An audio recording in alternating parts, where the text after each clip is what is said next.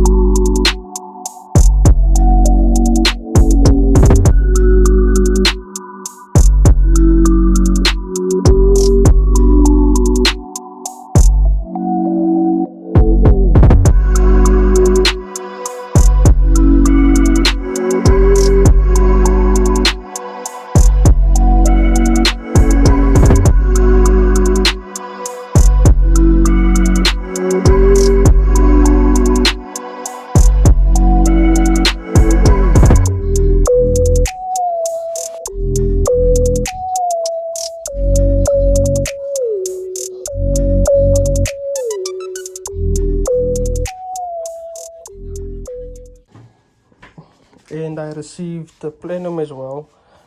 This is now the after video of how it looks. It's for a SR20 VVL. I just extended it a bit more, so I'm just waiting for a base plate so that I can weld the base plate and 80mm throttle as well. One eternity later. So welcome back to Yosetsu channel. So today we're gonna work actually on the Polo. This one is gonna work on the Polo.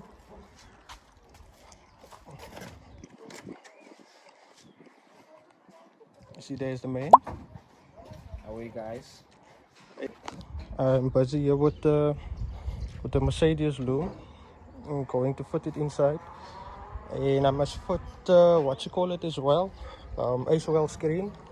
And just a quick update on the Cove 1. We fitted all of the panels on, the two fenders, grille, bumper, bonnet. So if you're gonna fit all of this aftermarket stuff, it's not gonna fit straight right away. It's not gonna fit straight. You need to slaughter holes, you need to cut somewhere, you need to drill somewhere so that you can align everything properly, especially on your hinges as well, on the bonnet hinges, because we were struggling with the bonnet hinges so that it can line properly in place. But we took the Golf 1 for wheel alignment as well. First we did the suspension check, so we found out the tie-in rods, they shot, and the two rear main bearings are also shot. So yeah, That thing, you won't say that thing was smashed up, bro. Like honestly, look here. Like for a quick, I'm not gonna close the bonnet now because we still need to make some adjustments. But if you look at the gap, that needs a little bit of work. But look at this gap here. This gap is almost perfect. When you come this side, first here's a little bit more of a gap, but here needs to happen some aligning which will bring this in. And the gap will be much smaller. This is almost perfect here. So for a car that had no front end on, to a car that is now fairly straight, I'm impressed with this. I don't know if I really updated you guys yet, but the SR20 Polo is getting a set of camber plates today, so I'm just doing my measurements and my setting up and all of those things. Then we will explain to you guys a little bit more in detail as to why we're doing the conversion and show you guys how it fits, how it looks. And yeah, fairly simple, but because if you guys follow me, if you know Polos and Polo Vivos, these are the these are the OEM Polo Vivo and Polo 6 top mounts, and these don't mount to the chassis. They have a rubber at the bottom and in this plate, and that is supposed to keep the top mount of the shock attached to the body. So the issue is, if you drive a car like this car that is lowered as much as it is, it puts a lot of strain on that rubber, and the rubber keeps on failing, and you have knocking sounds on the suspension and so on. So what we're gonna do is we're gonna eliminate the rubber and put a solid camber plate, which is inside. I will go fix it and I will show you guys how it looks quickly. So yeah, this is the camber plate that we will be using. This is a camber plate from ES Custom Suspension Works in all the way in PE, and yeah, this is the plate that we're going to be using today. The quality is quite nice. Rubber bushing, or I think this is a poly insert with a swivel bearing and bushing, so very nice product. We're going to be using this to convert this thing to a camber plate. So enjoy the rest of this video. If we mount the camber plate in the middle of the, so we can push out these screws here. These screws push the wheel, the shock is going to go down, which means the wheel is going to push.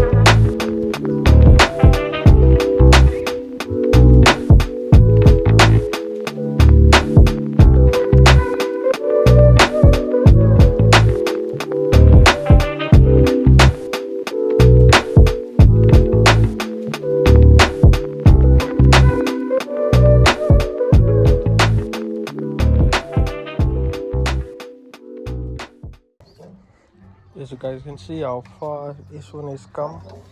He drilled 5 holes, no?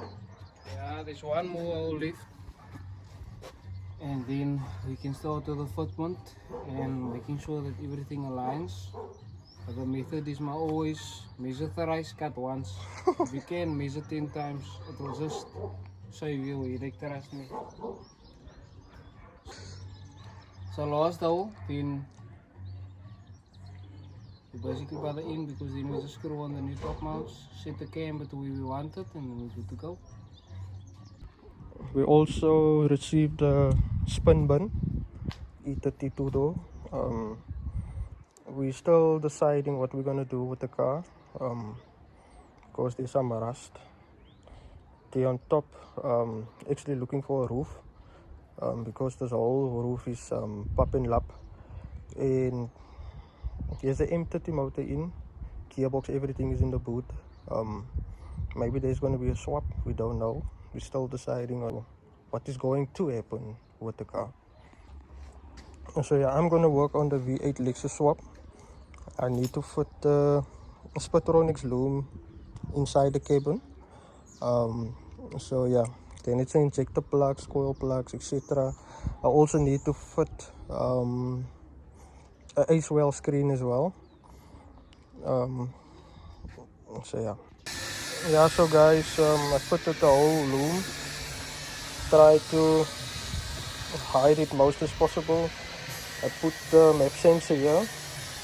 It's close to the intake, so they don't have to run a longer pipe or something like that.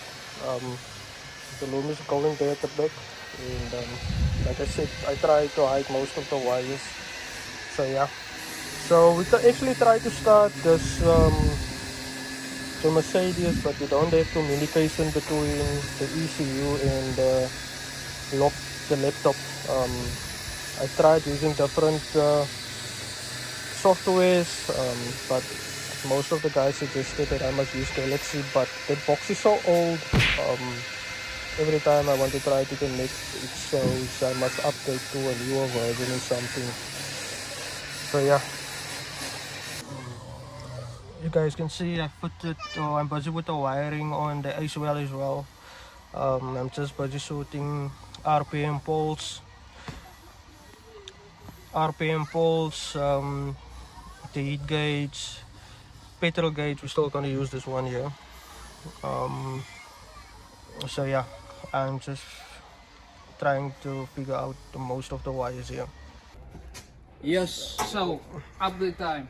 I'm not gonna put my jacket on the floor. Update time. Camber plates is in. Let me just show you guys quickly. I'm just gonna. Yeah, I need to fight. The neighbor's dog is gonna bite my jacket. But I'll show you guys. I actually love this. Okay, it works. In a way. Works. So, camber plates are in. As you guys can see here, it's mounted in a OEM way. If you also, what I'm gonna do is I'm gonna push down on the car, but then I just want you guys to check here. This mount doesn't move at all now. So if I move the car, there's no movement in here, so that is secured. He has adjustment. If you look from the top, there's still a lot of adjustment on that camber plate. So, what do you think? Ik is happy. Ik ga hem nou net vat voor wielalignment. En dan weet ik ons af vanaf camber en vertraction en allerlei type klasgoed moet nou. So, here you have it guys, camber plates is fitted. En ik heb nog een reden voor a stabilized bar. Yeah, so Robert is gonna build a stabilizer bar that mounts to the 3 holes that we made in the car. Run it over, mount it on that side, but it will also have an adjustable tension bar to pull the towers as tight as possible close to each other and all that. What is that for basically? Just for stability. Stability, and that means the chassis will be more rigid and less prone to twisting. And if I say twisting and flexing, I don't mean the chassis is gonna break. I just mean if the car goes through a ditch or it's on a weird angle, obviously there's some tension on the car, and a connect. Yeah, and it puts strain obviously on all of these things. So stabilizing it on top and at the bottom, very important, especially for a race car like this that has a lot of things going on in power and slicks and all of those things, because with slicks, I'm sure Ruli will tell you guys how many CVs he's broke, how many shafts he's welded.